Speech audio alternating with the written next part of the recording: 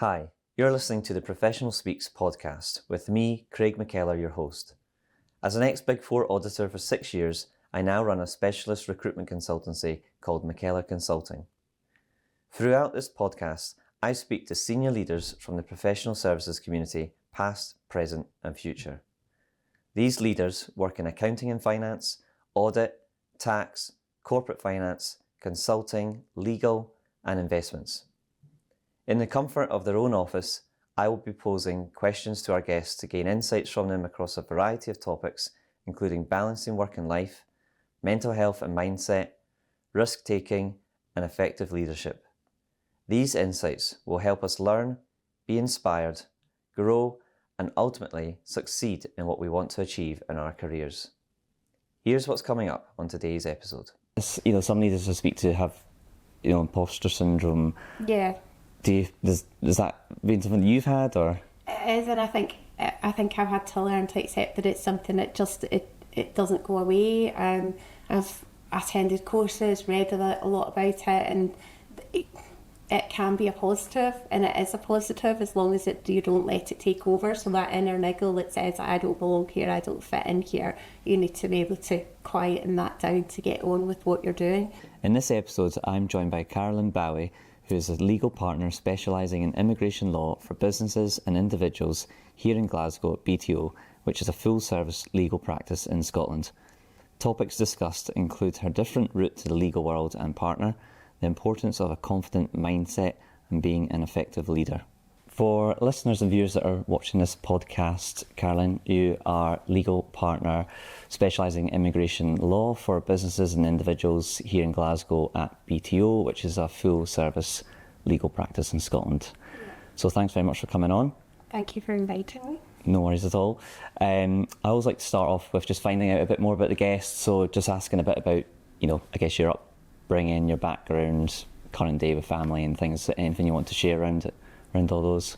Yeah, so I guess I'm not your traditional law firm partner, or exactly what that is nowadays, because it is far more diverse, I would say, than previously. But yeah, I had a bit of a later route into law. I'd done quite a lot before I entered the legal profession, so I was brought up in a working class family. My parents worked really hard. I've got an older sister who's sort of 10 years older than me just about, and a younger sister. So parents both worked full time with the support of family.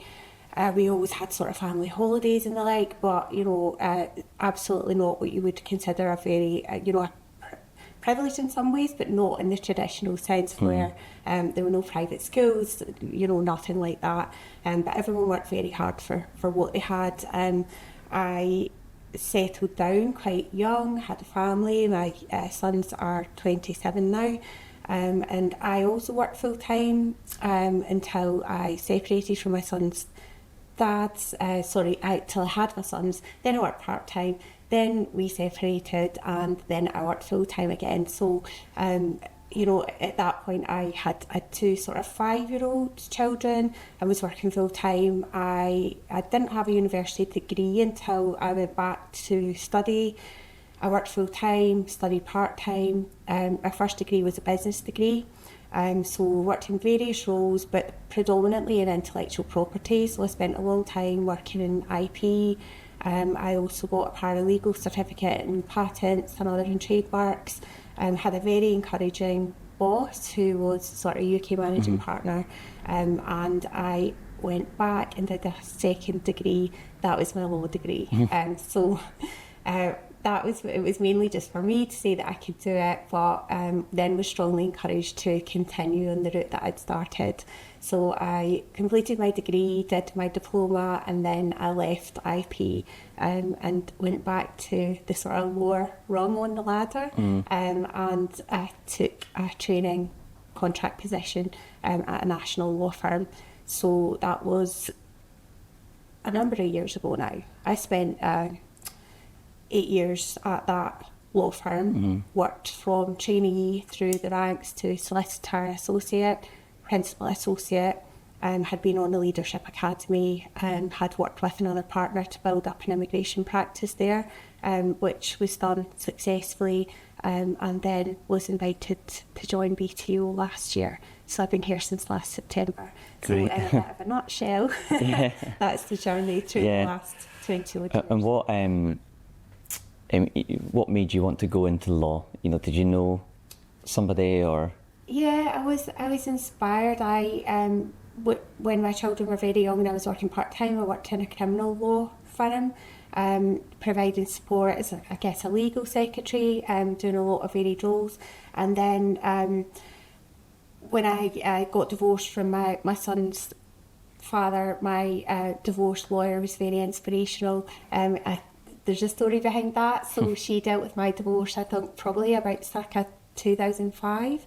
And she joined the firm where I was working a couple of years ago. So I remembered her. She didn't remember me because she'd obviously dealt with lots of divorces. But she inspired me, and I did tell her that at the time.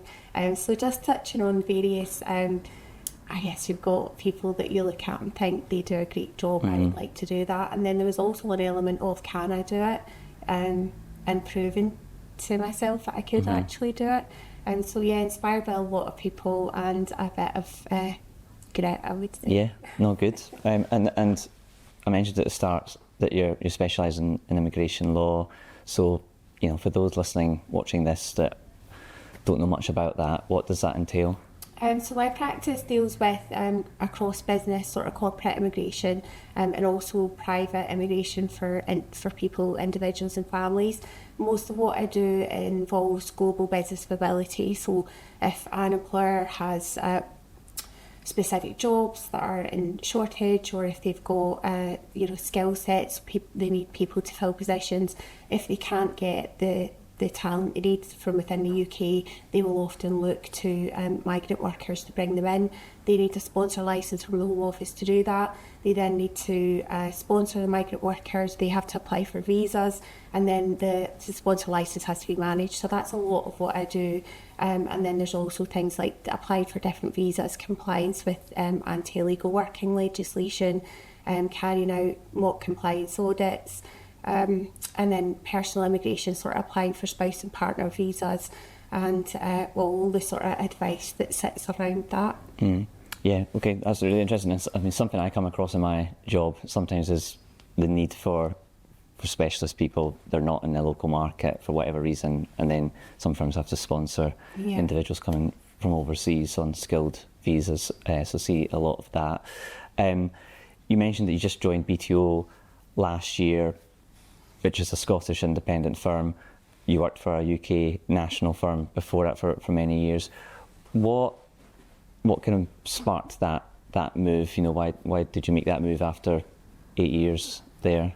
I think for me predominantly was that a bit of a desire to work more locally. That it was great working nationally. Great culture. Met lots of lovely people, and enjoyed travelling to the various offices. The firm that I worked in was predominantly sort of Liverpool, so the head office was in Liverpool, but then offices throughout the UK. So travelling to them, I guess really fundamentally I just wanted to work with a more local sort of client base. And work more locally. So now, instead of sort of working between Glasgow, Liverpool and other offices, I work in Glasgow and sometimes visit Edinburgh, which is just along the road. So there's no sort of overnight stays, no staying away for a few days at a time. And maybe just like the change, the opportunity that was presented, and that, for me it was just essentially working more locally. You said at the start a bit about your background and having young children, changing career, going through a divorce, studying for a diploma. It sounds to me quite incredibly challenging. All of that. How did you manage it at the time? Well, I guess first off, I had a lot of support. So although I was working full time, and I think when you do have children and you are working, everything is planned with military precision. As my mum says, if you want something done, you ask someone who's busy, because every minute is accounted for. And so things like having the support of my parents, having the support, I'm remarried, so I've got the support of my husband.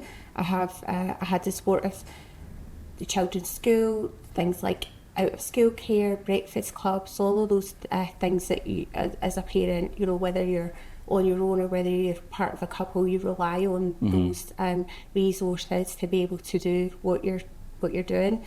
So I would say if it wasn't for all of the support networks I had in place, I wouldn't have been able to do it.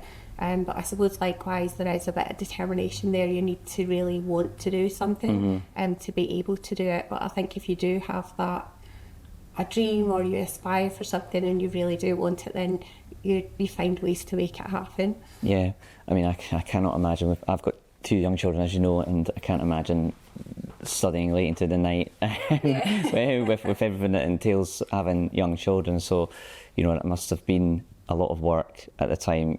As you say, you had a lot of support, which if you didn't have it, you wouldn't have maybe done it. Yeah, I also had the support of, I was fortunate enough when I started, especially the law degree, a great group of friends, people that I met that I would never have met if I hadn't did that. And we when one of us were studying in the library over the weekend, missing out and things, or late into the evening, we were doing it together. So there was also that support network. And I think it is really important to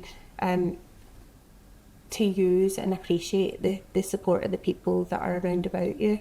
Absolutely. And you mentioned before as well, you had a lot of grit, and that you also, if you really want something, you will do it. And in fact, if you've got a dream, let's say, have you kind of always had that and that confidence since you were a little girl?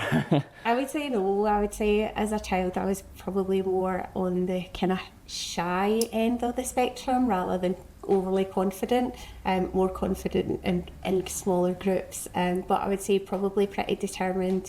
I think my parents would have a strong opinion on that determination, having had to deal with me as a child and a teenager. But yeah, I would say the confidence, for me, confidence has grown with age. I was 50 last month, and certainly as I've got my way through perhaps bringing up children through your 30s and 40s, that confidence does grow. Might not be confidence of maybe less concern about what other people are thinking. I'm not sure, but it's, for me, certainly something that has grown with age. And is that something, would that be one of the maybe top skills you would say to those that are younger or earlier on in their career, aspiring to be, let's say, a partner one day, having not just that confidence to back yourself, but also having that determination? Have you passed any of that on to those earlier on in their career? Yeah, I think it's, and I'm always saying this to my sons, if you believe, you need to believe to achieve, and that sounds a bit corny, but I really do think that if you can't envisage where you want to go, or you don't have a plan for where you want to go, and you don't believe in that, then I think you're going to struggle. So as well as having that, you need to have endurance, you need to be hard working, you also need to believe that you can do it. And having got there now, I say got there, having made partner in a legal firm, with the responsibilities that you've got now, are you conscious of those, not just those responsibilities, but are you conscious of how you are seen as a leader to those earlier in their career, or who you're maybe leading? I'd say probably becoming more conscious of it. I think more in the respect that that you're aware that maybe others are looking at you, and I wouldn't say I'm not a micromanager, I'm not a sort of boss type person, but I would like to think that if someone doesn't think they can do something, or if they felt like they wanted mentorship or to speak with me, that I could, help them. And it's, for me, more about allowing people to believe in themselves. It's okay to make mistakes. It's all right to, not be great at everything on your first attempt, but it's more that, you know, keeping going and believing in yourself and, as I said, working hard. And I think the best way of doing that is to have done it yourself. You know, I would never ask someone to do something that I wouldn't have done and haven't done myself. So it's, I guess, more about leading by example than about telling people how things should be. Yeah, and as, you know, some leaders I speak to have, you know, imposter syndrome. Yeah. Does that been something that you've had, or? It is, and I think I've had to learn to accept that it's something that just it doesn't go away. I've attended courses, read a lot about it, and it can be a positive, and it is a positive as long as you don't let it take over. So that inner niggle that says, I don't belong here, I don't fit in here, you need to be able to quieten that down to get on with what you're doing. But I do think it is, should I say, it's maybe more prevalent in females than males. Maybe that's just because of what my experience has been and the people that I've spoken with. But I think it is something that's there. It's there in people that you don't expect it to have it. But I would say that it would be very unusual for anyone to not have experienced that. It's more about how they manage it and how that presents.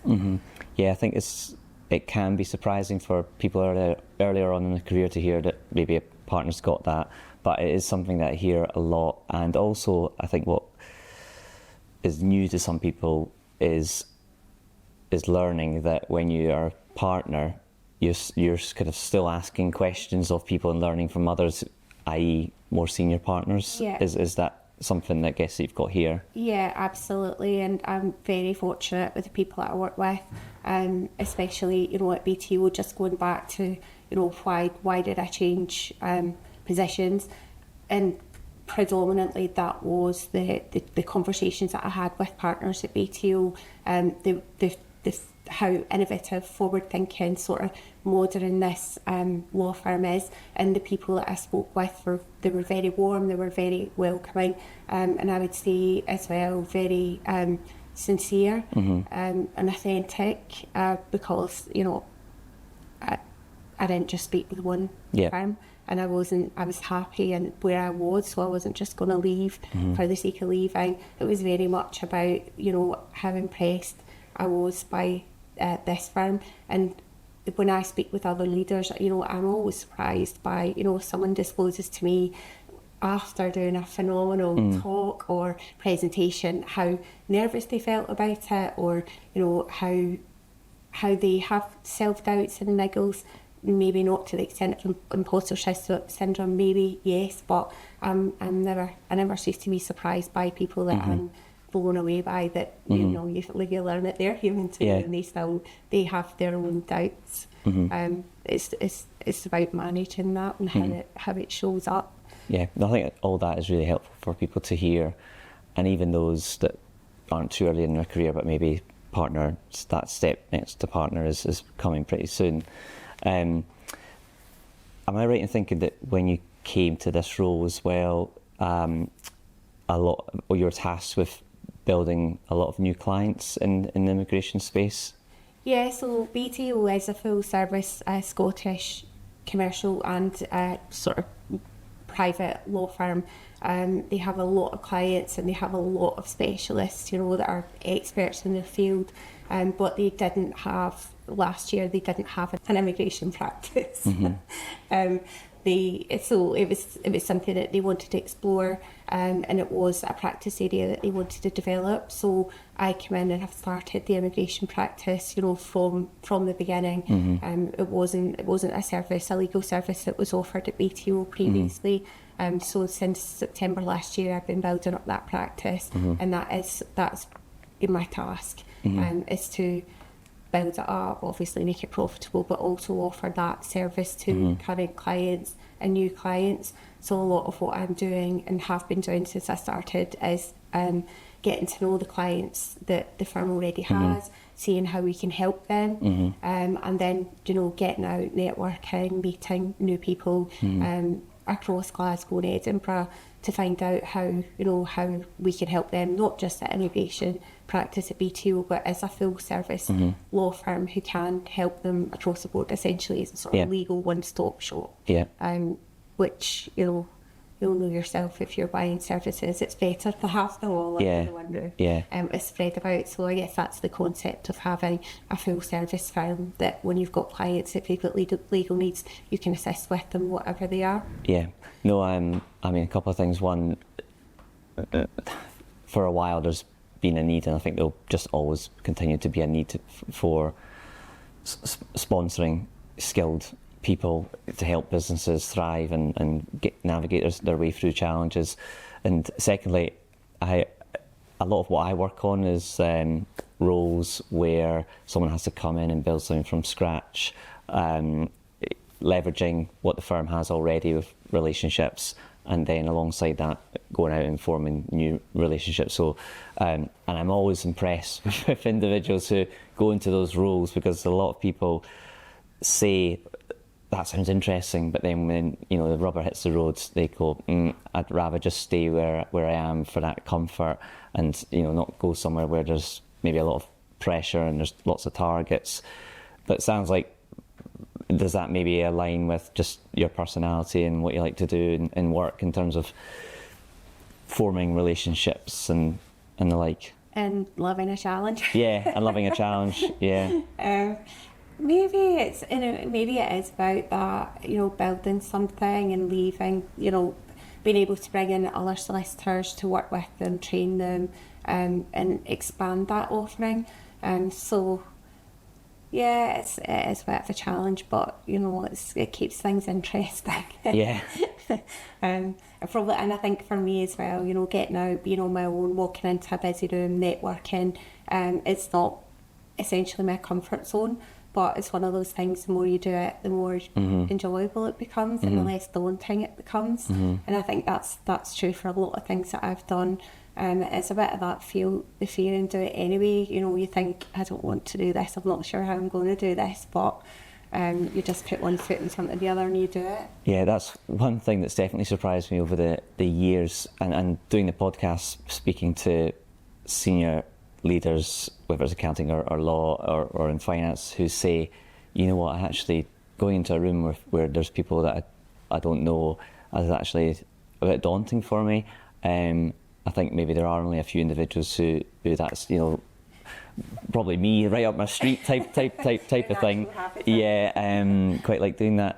But it's interesting to hear, because when I see people, leaders doing that, it looks very natural. But it's the same point that you said when you hear from people who did a big talk or something, and then afterwards they tell you, I was actually really nervous and had to do so much preparation for it. And I think, along with the imposter syndrome, the positives on that are that it probably makes you over prepare or really prepare for something, because you've got that fear of, I'll get found out that I'm not supposed to be doing this. So you kind of make sure you do your research, make sure you do your preparation, and that's why it can be a good thing, because it kind of sharpens those skills. Yeah, I would say so. And it's just, the number of times I've heard people say, they're waiting for that tap in the shoulder, excuse me, what are you doing? Yeah.